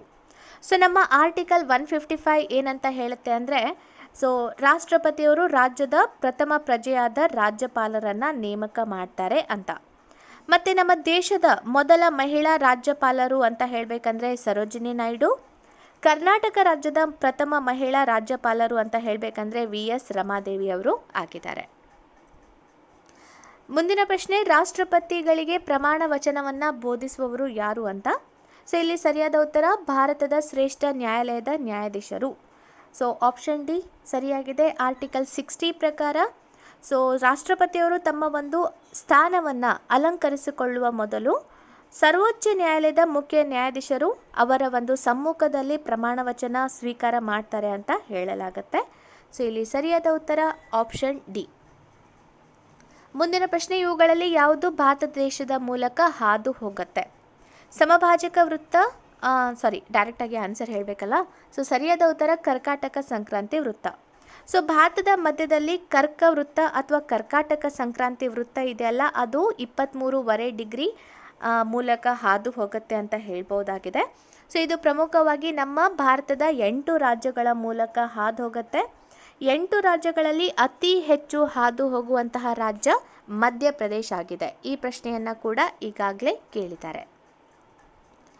ಮುಂದಿನ ಪ್ರಶ್ನೆ, ರಾಷ್ಟ್ರಪತಿ ಸ್ಥಾನದ ಅಭ್ಯರ್ಥಿಗೆ ಇರಬೇಕಾದ ಕನಿಷ್ಠ ವಯೋಮಿತಿ ಎಷ್ಟು ಅಂತ ಕೇಳಿದ್ದಾರೆ. ಇಲ್ಲಿ ಸರಿಯಾದಂತಹ ಉತ್ತರ 35 ವರ್ಷ. ನಮ್ಮ ಭಾರತದ ಸಂವಿಧಾನದಲ್ಲಿ 3 ಜನರು 35 ವರ್ಷಗಳ ಅರ್ಹತೆಯನ್ನು ಪಡ್ಕೊಂಡಿರಬೇಕು. ರಾಷ್ಟ್ರಪತಿ, ಉಪರಾಷ್ಟ್ರಪತಿ ಮತ್ತು ರಾಜ್ಯಪಾಲರು. ಓಕೆ, ಸೊ ಈ 3 ವ್ಯಕ್ತಿಗಳು 35 ವರ್ಷಗಳ ವಯೋಮಿತಿಯನ್ನು ಕನ್ಸಿಡರ್ ಮಾಡ್ತಾರೆ. ಮುಂದಿನ ಪ್ರಶ್ನೆ, ಡಿಜಿಟಲ್ ದತ್ತಾಂಶವನ್ನು ದೂರವಾಣಿ ಮಾರ್ಗಗಳ ಮೂಲಕ ಪ್ರಸಾರ ಮಾಡಲು ನೆರವಾಗುವ ಸಾಧನ ಯಾವುದು? ಸೊ ಇಲ್ಲಿ ಸರಿಯಾದಂಥ ಉತ್ತರ ಅಂತ ಹೇಳಬೇಕಂದ್ರೆ ಯಾವುದು? ಮಾಡೆಮ್ ಫುಲ್ ಫಾರ್ಮ್ ಏನಂತ ಕೂಡ ಕೇಳಿದ್ದಾರೆ. ಮಾಡ್ಯುಲೇಷನ್ ಮತ್ತು ಡಿಮಾಡ್ಯುಲೇಷನ್ ಅಂತ ಹೇಳ್ತೀವಿ. ಸೊ ಕಂಪ್ಯೂಟರ್ನ ಮೂಲಕ ಅಂದರೆ ದೂರವಾಣಿ ತಂತಿಗಳ ಮೂಲಕ ಒಂದು ಕಂಪ್ಯೂಟರ್ನಿಂದ ಇನ್ನೊಂದು ಕಂಪ್ಯೂಟರ್ಗೆ ಮಾಹಿತಿ ವಿನಿಮಯ ಮಾಡಲಿಕ್ಕೆ ಮಾಡೆಮ್ ಹೆಲ್ಪ್ ಆಗುತ್ತೆ. ಕರ್ನಾಟಕದಲ್ಲಿರುವ ಹಾಸನ ಜಿಲ್ಲೆಯಲ್ಲಿರುವ ಇಸ್ರೋ ಘಟಕದಲ್ಲಿ ಯಾವುದಕ್ಕೆ ಸಂಬಂಧಿಸಿದ ಕಾರ್ಯ ನಡೆಯುತ್ತೆ? ಸೊ ಇಲ್ಲಿ ಪ್ರಮುಖವಾಗಿ ಉಡಾವಣೆಯ ನಂತರದ ಕಾರ್ಯಾಚರಣೆಗಳು ನಡೆಯುತ್ತೆ. ಸೊ ಇಸ್ರೋಗೆ ಸಂಬಂಧಪಟ್ಟಂತೆ ಬೇರೆ ಬೇರೆ ಘಟಕಗಳು ಬರುತ್ತೆ. ಬೆಂಗಳೂರು, ಶ್ರೀಹರಿಕೋಟ, ಆಮೇಲೆ ಹಾಸನದಲ್ಲಿ. ಸೊ ಈ ರೀತಿಯಾಗಿ ಬೇರೆ ಬೇರೆ ಬರುತ್ತೆ. ಅದನ್ನೆಲ್ಲ ಒಂದು ಲಿಸ್ಟ್ ಮಾಡಿ ನಿಮಗೆ ಕೊಡ್ತೀನಿ. ಇಲ್ಲಿ ಸರಿಯಾದ ಉತ್ತರ ಉಡಾವಣೆಯ ನಂತರದ ಕಾರ್ಯಾಚರಣೆಗಳು. ಮುಂದಿನ ಪ್ರಶ್ನೆಯನ್ನು ನೋಡೋಣ. ಶುಕ್ರ ಗ್ರಹವು ಸೂರ್ಯನಿಂದ ಬುಧ ಗ್ರಹಕ್ಕಿಂತ ಬಹಳ ದೂರವಿದ್ದರೂ ಅದರ ತಾಪಮಾನವೇ ಹೆಚ್ಚಾಗಿರಲು ಕಾರಣ ಏನು? ಸೊ ಇಲ್ಲಿ ಸರಿಯಾದ ಉತ್ತರ, ಶುಕ್ರ ಗ್ರಹದಲ್ಲಿ ಇಂಗಾಲದ ಡೈಆಕ್ಸೈಡ್ ಸಮೃದ್ಧವಾಗಿರುವಂತಹ ದಟ್ಟ ವಾತಾವರಣ ಇದೆ. ಸೊ ಇದನ್ನು ಶುಕ್ರ ಗ್ರಹವನ್ನು ನಾವು ವೀನಸ್ ಅಂತ ಕರಿತೀವಿ. ವೀನಸ್ ಅಂದರೆ ಗ್ರೀಕ್ ಸೌಂದರ್ಯ ದೇವತೆಯ ಹೆಸರು ವೀನಸ್. ಅದರ ಒಂದು ಹೆಸರನ್ನು ನಮ್ಮ ಒಂದು ಶುಕ್ರ ಗ್ರಹಕ್ಕೆ ಇಡಲಾಗಿದೆ. ನಮ್ಮ ಒಂದು ಶುಕ್ರ ಗ್ರಹದಲ್ಲಿ ಇಂಗಾಲದ ಡೈಆಕ್ಸೈಡ್ನ ಒಂದು ಅತಿ ದಟ್ಟವಾದಂಥ ಹೊದಿಕೆಯನ್ನು ನೋಡ್ಬೋದು. ಅಲ್ಲಿ ಸುಮಾರು ತಾಪ ಎಷ್ಟಿರುತ್ತೆ ಅಂದರೆ 400 ಡಿಗ್ರಿ ಸೆಲ್ಸಿಯಸ್ ಇರುತ್ತೆ. ಅದಕ್ಕೋಸ್ಕರ ಇದು ಹೆಚ್ಚು ತಾಪದೊಂದಿಗೆ ಅತ್ಯಂತ ಪ್ರಕಾಶಮಾನವಾಗಿ ಹೊಳೆಯುವಂತಹ ಒಂದು ಗ್ರಹ ಅಂತ ಹೇಳ್ಬೋದು. ಭೂಮಿಯ ಟ್ವಿನ್ಸ್ ಅಂತ ಕೂಡ ಇದನ್ನು ಕರೆಯಲಾಗತ್ತೆ. ಮುಂದಿನ ಪ್ರಶ್ನೆ, ವೇಗವಾಗಿ ಚಲಿಸುತ್ತಿರುವ ವಾಹನಕ್ಕೆ ಬ್ರೇಕ್ ಹಾಕಿದಾಗ ಅದರೊಳಗೆ ಕುಳಿತಿರುವವರು ಸ್ವಲ್ಪ ಮುಂದಕ್ಕೆ ಬೀಳುವಂತಾಗತ್ತೆ. ಇದು ನ್ಯೂಟನ್ನ ಯಾವ ನಿಯಮವನ್ನು ವಿವರಿಸುತ್ತೆ? ಇದು ಸರಿಯಾದ ಉತ್ತರ, ನ್ಯೂಟನ್ನ ಚಲನೆಯ ಕುರಿತ ಮೊದಲನೆಯ ನಿಯಮಕ್ಕೆ ಸಂಬಂಧ ಬರುತ್ತೆ. ಸೊ ಏನು ಹೇಳುತ್ತೆ ನ್ಯೂಟನ್ನ ಚಲನೆಯ ಮೊದಲ ನಿಯಮ ಅಂದರೆ, ಹೊರಗಿನ ಬಲ ಪ್ರಯೋಗವಾಗದ ಹೊರತು ನಿಶ್ಚಲ ಸ್ಥಿತಿಯಲ್ಲಿರುವ ವಸ್ತುವು ನಿಶ್ಚಲ ಸ್ಥಿತಿಯಲ್ಲಿಯೇ ಅಥವಾ ಸರಳ ರೇಖೆಯಲ್ಲಿ ಏಕರೂಪದ ಚಲನೆಯನ್ನು ಹೊಂದಿರುವ ಪ್ರತಿಯೊಂದು ವಸ್ತುವು ಅದೇ ಸ್ಥಿತಿಯಲ್ಲಿ ಇರುತ್ತೆ ಅಂತ ಹೇಳುತ್ತೆ. ಸೊ ಇಲ್ಲಿ ಪ್ರಮುಖವಾಗಿ ಮೊದಲನೆಯ ನಿಯಮ ಈ ಒಂದು ಸ್ಟೇಟ್ಮೆಂಟ್ಗೆ ಉದಾಹರಣೆ ಆಗಿದೆ. ಮುಂದಿನ ಪ್ರಶ್ನೆ, ಒಂದು ಕಣ್ಣನ್ನು ಮುಚ್ಚಿಕೊಂಡಾಗ ಮಾತ್ರ ಗುರಿಯತ್ತ ಕೇಂದ್ರೀಕರಿಸುವುದು ಸುಲಭ. ಇದಕ್ಕೆ ಕಾರಣ ಏನು ಅಂತ? ಸೊ ಇಲ್ಲಿ ಸರಿಯಾದ ಉತ್ತರ, ಇದರಿಂದ ರೇಖಾ ಸರಿ ಜೋಡಣೆಯನ್ನು ಸುಲಭವಾಗಿ ನಿರ್ಧರಿಸಲು ಸಾಧ್ಯ. ನಮಗೆಲ್ಲರಿಗೂ ಗೊತ್ತಿರುವ ಹಾಗೆ ನಾವು ಮನುಷ್ಯರು 2 ಕಣ್ಣುಗಳನ್ನು ಹೊಂದಿದ್ದೀವಿ ಅಥವಾ ದ್ವಿನೇತ್ರ ದೃಷ್ಟಿ ಅಂತ ಹೇಳ್ಬೋದು. ಆದರೂ ಕೂಡ ಯಾವುದ್ರ ಮೇಲಾದರೂ ಒಂದು ದೃಷ್ಟಿ, ನಮ್ಮ ಕಣ್ಣುಗಳ ದೃಷ್ಟಿಯನ್ನು ಏಕಕಾಲದಲ್ಲಿ ಒಂದು ವಸ್ತುಗಳ ಮೇಲೆ ಮಾತ್ರ ಬೀಳುತ್ತೆ. ಸೊ ಅದಕ್ಕೋಸ್ಕರ ಒಂದು ಕಣ್ಣನ್ನು ಮುಚ್ಕೊಂಡಾಗ ವಸ್ತು ಮತ್ತು ಕಣ್ಣಿನ ರೇಖಾ ಸರಿ ಜೋಡಣೆಯನ್ನು ಸುಲಭವಾಗಿ ನಿರ್ಧರಿಸಲು ಸಾಧ್ಯ ಆಗತ್ತೆ. ಸೊ ಆಪ್ಷನ್ ಸಿ ಕರೆಕ್ಟ್ ಆಗಿದೆ. ಸೊ ಮುಂದಿನ ಪ್ರಶ್ನೆ, ಇದರಲ್ಲಿ ಪ್ರಾಥಮಿಕ ಬಣ್ಣಗಳ ಸರಿಯಾದ ಪಟ್ಟಿಯನ್ನು ಗುರುತಿಸಿ ಅಂತ. ಸೊ ಇಲ್ಲಿ ಸರಿಯಾದಂಥ ಉತ್ತರ ಕೆಂಪು, ಹಸಿರು, ನೀಲಿ ಅಂತ ಹೇಳ್ಬೋದು. ಸೊ ನೀವು ಬೇಕಾದರೆ GRB ತುಪ್ಪ ಅಂತ ನೆನ್ಪಿಟ್ಕೋಬೋದು. GRB ತುಪ್ಪ, so green, red, blue. So ಅಥವಾ GRB ತುಪ್ಪ ಅಂತ ನೆನ್ಪಿಟ್ಕೊಂಡ್ರೆ ಗೊತ್ತಾಗತ್ತೆ. ಇಲ್ಲಿ ಕೆಂಪು, ಹಸಿರು, ನೀಲಿ. ಮುಂದಿನ ಪ್ರಶ್ನೆ, ಆಸ್ಟ್ರಾಯ್ಡ್ಗಳು ಎಲ್ಲಿರುತ್ತೆ ಅಂತ ಕೇಳಿದ್ದಾರೆ. ಸೊ ಇದು ಪ್ರಮುಖವಾಗಿ ಮಂಗಳ ಮತ್ತು ಗುರು ಗ್ರಹಗಳ ನಡುವೆ. ಸೊ ಇದನ್ನು ನೀವು ನೆನ್ಪಿಟ್ಕೋಬೇಕಂದ್ರೆ ಮಗು ಅಂತ ನೆನ್ಪಿಟ್ಕೊಳ್ಳಿ. ಮಂಗಳ, ಗುರು ಗ್ರಹಗಳ ನಡುವೆ ಏನಿರುತ್ತೆ? ಕ್ಷುದ್ರ ಗ್ರಹಗಳು ಅಂತ ಹೇಳ್ಬೋದು. ಸೊ ಕ್ಷುದ್ರ ಗ್ರಹಗಳು ಇದೆಲ್ಲ ನಾವು ನಮ್ಮ ಒಂದು ಆಕಾಶ ಕಾಯದಲ್ಲಿ ಸುಮಾರು 20,000ಕ್ಕಿಂತ ಅಧಿಕ ಆಸ್ಟ್ರಾಯ್ಡ್ಸ್ಗಳನ್ನು ಅಥವಾ ಕ್ಷುದ್ರ ಗ್ರಹಗಳನ್ನು ನಾವು ಕಂಡುಹಿಡಿದಿದ್ದೀವಿ. ಸೊ ಪ್ರಪ್ರಥಮ ಬಾರಿಗೆ ಅಂದರೆ 1801ರಲ್ಲಿ ಇಟಲಿಯ ಪಿಯಾಜಿ ಎಂಬ ವಿಜ್ಞಾನಿ ಫಸ್ಟ್ ಟೈಮ್ ಪ್ರಪ್ರಥಮವಾಗಿ ಕ್ಷುದ್ರ ಗ್ರಹವೊಂದನ್ನು ಗುರು ಮತ್ತು ಮಂಗಳ ಗ್ರಹದ ಒಂದು ಕಕ್ಷೆಯ ನಡುವೆ ಗುರುತಿಸ್ತಾನೆ. ಸೊ ಇದು ಇದೆಲ್ಲ ಚಿಕ್ಕ ಚಿಕ್ಕ ಆಕಾಶ ಕಾಯಗಳಿಂದ ಕೂಡಿರುವಂಥದ್ದು ಅಂತ ಹೇಳ್ಬೋದು. ನಮ್ಮ ಒಂದು ಆಕಾಶದಲ್ಲಿ ಇರುವಂತಹ ಪ್ರಮುಖ ಕ್ಷುದ್ರ ಗ್ರಹಗಳು ಅಂದರೆ ಸಿರೆಸ್, ಪಲಾಸ್, ಜೂನೋ, ವೆಸ್ತಾ ಅಂತ ಹೇಳ್ಬೋದು. ಇದರಲ್ಲಿ ಅತ್ಯಂತ ದೊಡ್ಡದು ಅಂದರೆ ಸಿರೆಸ್, ಯಾಕಂದರೆ ಇದರ ವ್ಯಾಸ ಸುಮಾರು 1000 ಕಿಲೋಮೀಟರ್ಗಳಷ್ಟು ಇದೆ ಅಂತ ಹೇಳ್ಬೋದು. ಓಕೆ, ಮುಂದಿನ ಪ್ರಶ್ನೆ, ಜಾಂಡಿಸ್ ಅಥವಾ ಈ ಒಂದು ಕಾಮಾಲೆ ರೋಗ ಇದೆಲ್ಲ ಯಾವುದಕ್ಕೆ ಸಂಬಂಧಪಟ್ಟಿದೆ? ಇಲ್ಲಿ ಸರಿಯಾದ ಉತ್ತರ ಪಿತ್ತಜನಕಾಂಗ ಅಥವಾ ಲಿವರ್ಗೆ ಸಂಬಂಧಿಸಿದ ಕಾಯಿಲೆ. ಸೊ ಪಿತ್ತಜನಕಾಂಗ ಮತ್ತು ಇದು ನಮ್ಮ ದೇಹದ ಅತ್ಯಂತ ದೊಡ್ಡ ಅಂಗ ಅಂತ ಹೇಳ್ಬೋದು. ಕತ್ತರಿಸಿದರೂ ಮತ್ತೆ ಬೆಳೆಯುವ ಅಂಗ, ನಮ್ಮ ದೇಹದ ರಾಸಾಯನಿಕ ಕಾರ್ಖಾನೆ, ವಯಸ್ಸಾದ ರಕ್ತ ಕಣಗಳನ್ನು ನಾಶಪಡಿಸುವ ಅಂಗ, ರಕ್ತಕ್ಕೆ ಸೇರಿದ ಆಲ್ಕೋಹಾಲ್ ಪ್ರಮಾಣವನ್ನು ಕಡಿಮೆ ಮಾಡುವ ಅಂಗ. ಸೊ ಎಲ್ಲದಕ್ಕೂ ಕೂಡ ನಾವು ಲಿವರ್ ಅಥವಾ ಪಿತ್ತಜನಕಾಂಗವನ್ನು ಹೇಳ್ಬೋದು. ಮುಂದಿನ ಪ್ರಶ್ನೆ, ಗಾಜಿನ ಮೇಲೆ ಕೆತ್ತನೆ ಮಾಡಲು ಬಳಸುವ ಆಮ್ಲ ಯಾವುದು ಅಂತ. ಸೊ ಇಲ್ಲಿ ಸರಿಯಾದಂಥ ಉತ್ತರ ಅಂತ ಹೇಳಬೇಕಂದ್ರೆ ಹೈಡ್ರೋಜನ್ ಫ್ಲೋರೈಡ್. ಹೈಡ್ರೋಜನ್ ಮತ್ತು ಫ್ಲೋರೈಡ್ ನಡುವೆ ಹೈಡ್ರೋಜನ್ ಬಂಧದಿಂದ ಉಂಟಾದ ಸಂಯುಕ್ತ ಹೈಡ್ರೋಜನ್ ಫ್ಲೋರೈಡ್ ಆಗಿದೆ. ಇದು ಇದೆ ಅಲ್ಲ, ಸೊ ಇದು ಕಲರ್ಲೆಸ್ ಆಸಿಡ್ ಅಂತ ಹೇಳ್ಬೋದು, ಬಣ್ಣ ಇಲ್ಲದಂಥ ಆಮ್ಲ. ಸೊ ಇದು ಆರಾಮಾಗಿ ಇದರ ಮೂಲಕ ಗಾಜಿನ ಮೇಲೆ ಕೊರಿಬಹುದು ಮತ್ತು ಬೇರೆ ಬೇರೆ ಒಂದು ಡಿಸೈನ್ಸ್ಗಳನ್ನು ಮಾಡ್ತಾರಲ್ಲ ಆವಾಗಲೂ ಕೂಡ ಇದನ್ನೇ ಬಳಸಲಾಗತ್ತೆ. ಕೀಟನಾಶಕವಾಗಿ ಬಳಸುವ ಸಾವಯವ ಸಂಯುಕ್ತ ಯಾವುದು ಅಂತ ಕೇಳ್ತಾ ಇದ್ದಾರೆ. ಸೊ ಇಲ್ಲಿ ಸರಿಯಾದಂಥ ಉತ್ತರ ಗ್ಯಾಮಿಕ್ಸನ್ ಅಂತ ಹೇಳ್ಬೋದು. ಸೊ ನೋಡಿ, ಕೀಟನಾಶಕಗಳಲ್ಲಿ ಪ್ರಮುಖವಾಗಿ ನಾವು 3 ವಿಧಗಳನ್ನು ನೋಡ್ಬೋದು: ಆರ್ಗನೋಪಾಸ್ಪೇಟ್ಗಳು, ಕಾರ್ಬಮೇಟ್ ಕೀಟನಾಶಕಗಳು, ಶಿಲೀಂಧ್ರನಾಶಕಗಳು ಅಂತ. ಈ ಗ್ಯಾಮಿಕ್ಸನ್ ಇದೆಯಲ್ಲ, ಇದು ಪ್ರಮುಖವಾಗಿ ಆರ್ಗನೋಪಾಸ್ಪೇಟ್ಗಳ ಲಿಸ್ಟಲ್ಲಿ ಬರುತ್ತೆ. ಸೊ ಸರಿಯಾದ ಉತ್ತರ ಆಪ್ಷನ್ ಬಿ. ಇನ್ಸುಲಿನ್ ಉತ್ಪತ್ತಿ ಮಾಡುವ ಗ್ರಂಥಿ ಯಾವುದು? ಸೊ ಇನ್ಸುಲಿನ್ ಉತ್ಪತ್ತಿ ಮಾಡುವಂತಹ ಒಂದು ಗ್ರಂಥಿ ಅಂತ ಹೇಳಬೇಕಂದ್ರೆ ಸೊ ಪ್ರಮುಖವಾಗಿ ನಿಮಗೆಲ್ಲರಿಗೂ ಗೊತ್ತು ಇದರ ಕುರಿತಾಗಿ. ಮತ್ತು ಇದಷ್ಟೇ ಅಲ್ಲ, ಇಲ್ಲಿ ಇದೆಯಲ್ಲ, ಈ ಇನ್ಸುಲಿನ್ಗೆ ಸಂಬಂಧಪಟ್ಟಂತೆ ಮೆದೋಜಿಕರಾಂಗ ಗ್ರಂಥಿ ಅಂತ ಹೇಳ್ಬೋದು, ಆಪ್ಷನ್ ಎ. ನಮಗೆ ನಮ್ಮ ಒಂದು ಶರೀರದಲ್ಲಿ ಇರುವಂತಹ ಒಂದು ಗ್ರಂಥಿಗಳು ಯಾವ್ದ್ಯಾವುದು? ಪ್ಯೂಟಿಟರಿ ಗ್ರಂಥಿ, ಥೈರಾಯ್ಡ್ ಗ್ರಂಥಿ, ಪ್ಯಾರಾಥೈರಾಯ್ಡ್ ಗ್ರಂಥಿ, ಅಡ್ರಿನಲ್ ಗ್ರಂಥಿ, ಲ್ಯಾಂಗರ್ ಹ್ಯಾನ್ಸನ್ ಕಿರುದ್ವೀಪಗಳು. ಸೊ ಇವುಗಳು ಪ್ರಮುಖವಾಗಿ ನಮ್ಮ ಒಂದು ಶರೀರದಲ್ಲಿ ಇರುವಂತಹ ಗ್ರಂಥಿಗಳು ಅಂತ ಹೇಳ್ಬೋದು. ಮುಂದಿನ ಪ್ರಶ್ನೆ, 6ನೇ ಶತಮಾನದಲ್ಲಿ ಬೌದ್ಧ ಧರ್ಮ ಸೊ ಯಾವುದಕ್ಕೆ ಸಂಬಂಧಪಟ್ಟಂತೆ ಬರುತ್ತೆ ಅಂತ ಕೇಳಿದ್ದಾರೆ. ಸೊ ಇಲ್ಲಿ ಸರಿಯಾದ ಉತ್ತರ ಬ್ರಾಹ್ಮಣ ಪಾರಮ್ಯದ ವಿರುದ್ಧ ಪ್ರತಿಭಟನೆ ಆಗಿತ್ತು ಅಂತ ಹೇಳ್ಬೋದು. ಯಾಕಂದರೆ ಬ್ರಾಹ್ಮಣರು ಇದ್ದಾರಲ್ಲ, ಬಡವರು ಶ್ರೀಮಂತ ಅಂತ ನೋಡದೆ ಎಲ್ಲರ ಮೇಲೆ ಪ್ರತಿದಿನ ಪೂಜೆ ಅದು ಇದು ಅಂತ ದುಬಾರಿ ವೆಚ್ಚಗಳನ್ನು ಹಾಕ್ತಾಯಿದ್ರು. ಸೊ ಜನರು ಈ ರೀತಿಯಾದಂತಹ ಒಂದು ಪ್ರತಿದಿನ ಖರ್ಚು ವೆಚ್ಚಗಳಿಂದ ಬೇಸತ್ತಿದ್ರು ಮತ್ತು ಅವರಿಗೆ ಈ ಧರ್ಮದಲ್ಲಿ ಸ್ವಲ್ಪ ಸ್ವತಂತ್ರ ಬೇಕಾಗಿತ್ತು. ಆ ಟೈಮ್ನಲ್ಲಿ ಬಂದಂತಹ 2 ಪ್ರಮುಖವಾದ ಧರ್ಮಗಳು ಜೈನ ಮತ್ತು ಬೌದ್ಧ ಧರ್ಮ. ಮುಂದಿನ ಪ್ರಶ್ನೆ, 200ರಿಂದ ಕ್ರಿಸ್ತಶಕ 300ರವರೆಗಿನ ಕಾಲಾವಧಿಯಲ್ಲಿ ಯಾವ ಧರ್ಮ ಅಥವಾ ಧಾರ್ಮಿಕ ಪಂಥದ ಧರ್ಮ ಪ್ರಚಾರಕರು ವಿದೇಶಗಳಿಗೆ ಪ್ರಯಾಣ ಮಾಡಿದರು? ಸೊ ಇಲ್ಲಿ ಸರಿಯಾದಂಥ ಉತ್ತರ ಬೌದ್ಧ ಧರ್ಮ. ಸೊ ಬೌದ್ಧ ಧರ್ಮದ ಸ್ಥಾಪಕ ಗೌತಮ ಬುದ್ಧ.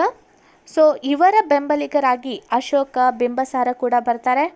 ಅಶೋಕ ಇದನ್ನಲ್ಲ, ಸೊ ಕಳಿಂಗ ಯುದ್ಧದ ನಂತರ ಬೌದ್ಧ ಧರ್ಮವನ್ನು ಸ್ವೀಕಾರ ಮಾಡ್ತಾರೆ.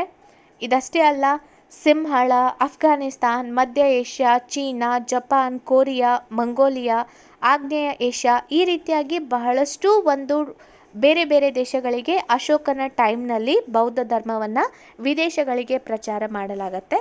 ಸೊ ಸರಿಯಾದ ಉತ್ತರ ಆಪ್ಷನ್ ಸಿ. ಸೊ ಚೋಳರ ಕಾಲವು ಯಾವುದಕ್ಕೆ ಪ್ರಸಿದ್ಧವಾಗಿತ್ತು ಅಂತ ಪ್ರಶ್ನೆ. ಸೊ ಇಲ್ಲಿ ಸರಿಯಾದ ಉತ್ತರ ಅಂತ ಹೇಳಬೇಕಂದ್ರೆ ಗ್ರಾಮ ಸಭೆಗಳಿಗೆ. ಸೊ 13ನೇ ಶತಮಾನದವರೆಗೆ ತಮ್ಮ ಸ್ವಂತ ಆಳ್ವಿಕೆಯನ್ನು ನಡೆಸಿದಂತಹ 9ರಿಂದ 13ನೇ ಶತಮಾನದವರೆಗೆ ಸ್ವಂತ ಆಳ್ವಿಕೆ ನಡೆಸಿದಂತಹ ಸಾಮ್ರಾಜ್ಯ ಇವರು ಇದ್ದಾರಲ್ಲ, ತಮ್ಮ ಒಂದು ಚಕ್ರಾಧಿಪತ್ಯವನ್ನು ಮಂಡಲ ಅಥವಾ ಪ್ರಾಂತ್ಯವನ್ನಾಗಿ ವಿಂಗಡಿಸಿದ್ರು ಮತ್ತು ಹಳ್ಳಿಗಳ ಸಮಿತಿಗಳನ್ನು ಸಭಾ ಅಂತ ಕರಿತಾ ಇದ್ರು. ಸೊ ಅತ್ಯಂತ ಫೇಮಸ್ ಆದಂಥ ವ್ಯವಸ್ಥೆ ಗ್ರಾಮ ಸಭೆಗಳು. ಸೊ ಪ್ರಮುಖವಾಗಿ ವಿಕೇಂದ್ರೀಕರಣಕ್ಕೆ ಇದು ಹೆಸರುವಾಸಿಯಾಗಿತ್ತು. ಮುಂದಿನ ಪ್ರಶ್ನೆ, ಭಾರತಕ್ಕೆ ಬಂದ ಯುರೋಪಿಯನ್, ಫ್ರೆಂಚ್, ಬ್ರಿಟಿಷ್, ಪೋರ್ಚುಗೀಸ್ ಮತ್ತು ಡಚ್ ಬಲಗಳನ್ನು ಸರಿಯಾದ ಒಂದು ಅನುಕ್ರಮದಲ್ಲಿ ಜೋಡಿಸಿ ಅಂತ.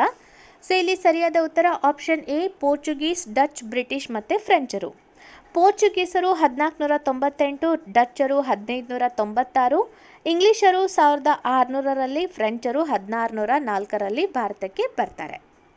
ಮುಂದಿನ ಪ್ರಶ್ನೆ, ಭಾರತೀಯ ಮುಸ್ಲಿಮರನ್ನು ಆಡಳಿತದಲ್ಲಿ ಸೇರಿಸಿಕೊಳ್ಳುವ ನೀತಿಯನ್ನು ಪ್ರಾರಂಭಿಸಿದಂತಹ ದೆಹಲಿಯ ಮೊದಲ ದೊರೆ ಯಾರು ಅಂತ. ಸೊ ಸರಿಯಾದ ಉತ್ತರ ಬಲ್ಬನ್ ಅಂತ ಹೇಳ್ಬೋದು. ಸೊ ಬಲ್ಬನ್ ದೆಹಲಿಯ ಸುಲ್ತಾನರ ಇಲ್ತಮಿಷನ ಕಿರಿಯ ಮಗ. ನಾಸಿರುದ್ದೀನ್ ಪ್ರತಿನಿಧಿಯಾಗಿ ತುಂಬಾ ಪ್ರಮುಖವಾದಂತಹ ನಿರ್ಧಾರಗಳನ್ನು ತೆಗೆದುಕೊಳ್ತಾರೆ. ಮುಸ್ಲಿಮರ ಏಳಿಗೆಗೋಸ್ಕರ ಬೇರೆ ಬೇರೆ ರೀತಿಯಾದಂತಹ ನೀತಿಗಳನ್ನು ಜಾರಿಗೆ ತರ್ತಾರೆ. ಸೊ ಮತ್ತು ಇಸ್ಲಾಮಿ ಸಾಹಿತ್ಯ ಸಂಸ್ಕೃತಿಗಳ ಕೇಂದ್ರ ಆಗಿತ್ತು ಆತನ ಒಂದು ಅವಧಿಯಲ್ಲಿ. ಮುಂದಿನ ಪ್ರಶ್ನೆ, 3 ಸಲ ಭಾರತೀಯ ರಾಷ್ಟ್ರೀಯ ಕಾಂಗ್ರೆಸ್ಸಿನ ಅಧ್ಯಕ್ಷರಾಗಿದ್ದವರು. ಹೌಸ್ ಆಫ್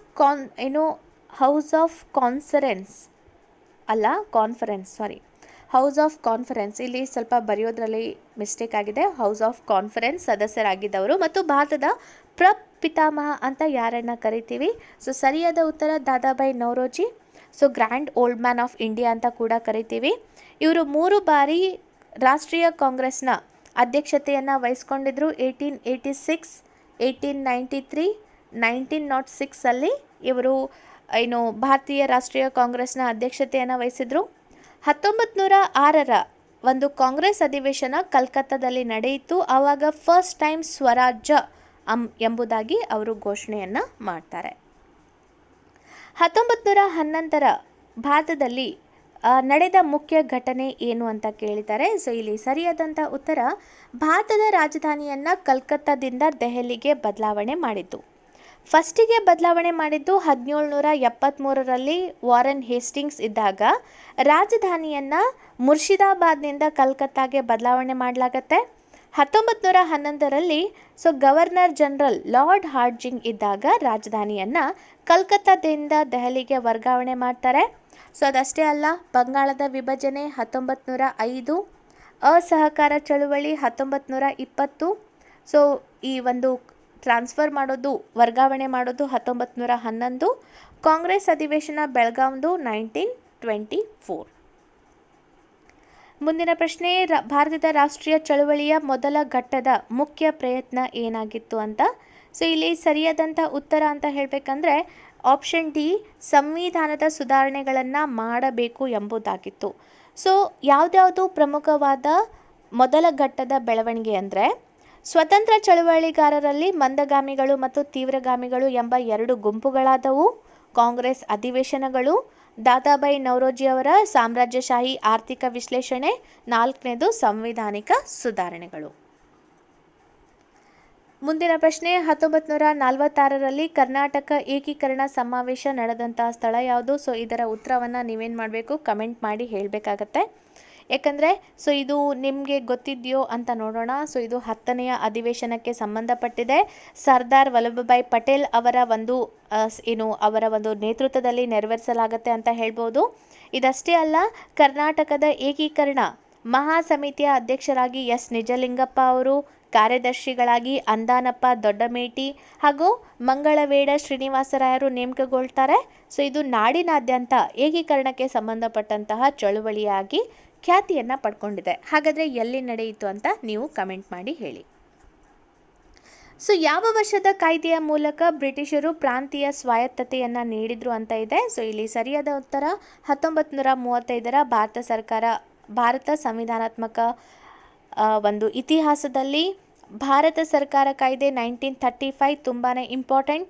ಯಾಕಂದರೆ ಈ ಕಾಯ್ದೆಯ ಲಕ್ಷಣಗಳು ಪ್ರಾಂತೀಯ ಸ್ವಾಯತ್ತತೆ, ಅಖಿಲ ಭಾರತ ಒಕ್ಕೂಟದ ಸ್ಥಾಪನೆ, ಕೇಂದ್ರದಲ್ಲಿ ದ್ವಿಸರ್ಕಾರ ಸ್ಥಾಪನೆ, ಫೆಡರಲ್ ನ್ಯಾಯಾಲಯದ ಸ್ಥಾಪನೆ, ಇಂಡಿಯನ್ ಕೌನ್ಸಿಲ್ನ ನಿಷೇಧ, ಸೊ ಬರ್ಮಾವನ್ನು ಭಾರತದಿಂದ ಪ್ರತ್ಯೇಕಿಸೋದು ಎಲ್ಲ ಇದೆಯಲ್ಲ 1935 ಕಾಯ್ದೆಯ ಪ್ರಮುಖ ಅಂಶ. ಮುಂದಿನ ಪ್ರಶ್ನೆ, 1893ರಲ್ಲಿ ನ್ಯೂ ಲ್ಯಾಂಡ್ ಫಾರ್ ಓಲ್ಡ್ ಎಂಬ ಶೀರ್ಷಿಕೆಯಲ್ಲಿ ನಿರಂತರವಾಗಿ ಲೇಖನಗಳನ್ನು ಬರೆಯುವ ಮೂಲಕ ಸೌಮ್ಯವಾದಿ ರಾಜಕೀಯ ಧೋರಣೆಯನ್ನು ಟೀಕಿಸುತ್ತಿದ್ದ ನಾಯಕ ಯಾರು? ಸೊ ಸರಿಯಾದ ಉತ್ತರ ಅರಬಿಂದೋ ಘೋಷ್. ಓಕೆ, ಸೊ ಅರಬಿಂದೋ ಘೋಷ್ ತತ್ವಜ್ಞಾನಿ, ಯೋಗಿ, ಗುರು ಹಾಗೆ ಕವಿ ಕೂಡ ಆಗಿರ್ತಾರೆ. ಸೊ ಪಾಂಡಿಚೇರಿಯಲ್ಲಿ ಕೇಂಬ್ರಿಡ್ಜ್ ಪಾಂಡಿಚೇರಿ ಮೊದಲು ಇವರು ಕೇಂಬ್ರಿಡ್ಜ್ ಕಿಂಗ್ಸ್ ಕಾಲೇಜ್ನಲ್ಲಿ ವ್ಯಾಸಂಗ ಮಾಡಿ ಬರೋಡಾದ ಮಹಾರಾಜರ ಬಳಿ ಸೊ ಭಾರತದ ಸಿವಿಲ್ ಸರ್ವಿಸ್ನಲ್ಲಿ ಅವರು ಕಾರ್ಯವನ್ನು ಮಾಡ್ತಾರೆ. ಆಮೇಲೆ ಸೊ ಈ ಒಂದು ಸ್ವತಂತ್ರ ಹೋರಾಟಕ್ಕೆ ಧುಮುಕಿ ಜೈಲಿಗೆ ಸೇರಿ ಫೈನಲ್ ಆಗಿ ಆಧ್ಯಾತ್ಮದ ಒಂದು ದಾರಿಗೆ ಹೋಗ್ತಾರೆ. ಸೊ ಕೊನೆಗೆ ಪಾಂಡಿಚೇರಿಯಲ್ಲಿ ಆಶ್ರಮವನ್ನು ಮಾಡ್ತಾರೆ ಅಂತ ಹೇಳ್ಬೋದು.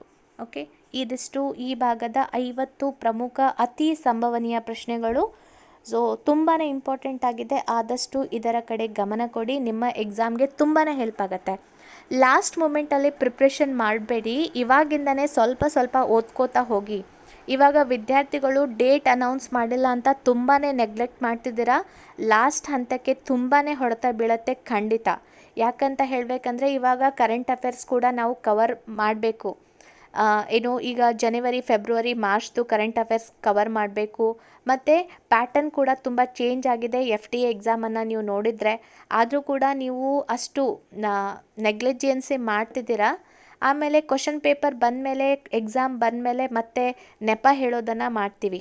ಸೊ ಅದಕ್ಕಿಂತ ಮುಂಚೆ ಫುಲ್ ಪ್ರಿಪ್ರೇಷನಲ್ಲಿ ಇದ್ದರೆ ನಮಗೆ ಒಳ್ಳೆಯದು ತಾನೇ. ನಾವು ತಾನೇ ಜಾಬ್ಗೆ ಹೋಗೋದು. ಸರ್ಕಾರಕ್ಕೆ ಏನೂ ಆಗಲ್ಲ, ಬೇರೆಯವ್ರಿಗೆ ಏನೂ ಆಗಲ್ಲ. ಎಷ್ಟು ನೆಗ್ಲೆಕ್ಟ್ ಮಾಡ್ತೀವಿ ನಮ್ಮ ಜೀವನವನ್ನು ಅಷ್ಟು ನಾವು ಹಾಳು ಮಾಡ್ಕೋತೀವಿ. ಸೊ ಇದಿಷ್ಟು ಮಾಹಿತಿಯೊಂದಿಗೆ ಇವತ್ತಿನ ಭಾಗವನ್ನು ನಾನು ಮುಗಿಸ್ತಾ ಇದ್ದೀನಿ. ಈ ವಿಡಿಯೋ ಇಷ್ಟ ಆದರೆ ಆದಷ್ಟು ಲೈಕ್ ಮಾಡಿ, ಶೇರ್ ಮಾಡಿ, ಸಬ್ಸ್ಕ್ರೈಬ್ ಆಗೋದನ್ನು ಮರಿಬೇಡಿ. Thank you so much.